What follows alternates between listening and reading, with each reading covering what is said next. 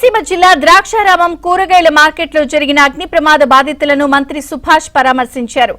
ఎవరూ ఆందోళన చెందాల్సిన అవసరం లేదని, తిరిగి వ్యాపారాలు చేసుకునేలా ప్రభుత్వ పరంగా సాయం అందిస్తామని హామీ ఇచ్చారు.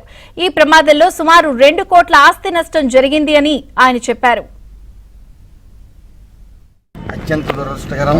రామచంద్రపురం నియోజకవర్గం ద్రాక్షారామం మార్కెట్ ఏరియాలో నేను సంభవించిన ప్రమాదం. సుమారు 42 షాపులు, అంటే ఈ షాపుల్లో ముఖ్యంగా హోల్సేల్ కూరగాయలు కానీ, హోల్సేల్ కిరాణా కానీ, అలాగే కొన్ని మటన్ చికెన్ షాపులు, బట్టల షాప్ ఒకటి ముఖ్యంగా, ఇవన్నీ కూడా అగ్నికి ఆహుతవడం జరిగింది.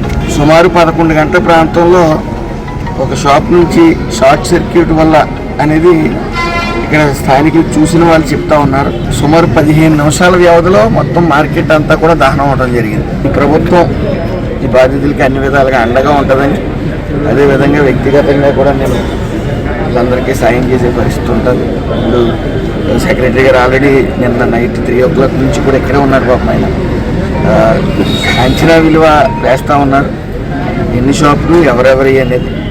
సో ప్రతి ఒక్కరికి న్యాయం జరుగుతుంది. ఇది చిన్న షాపు పెద్ద షాప్ అని కాదు.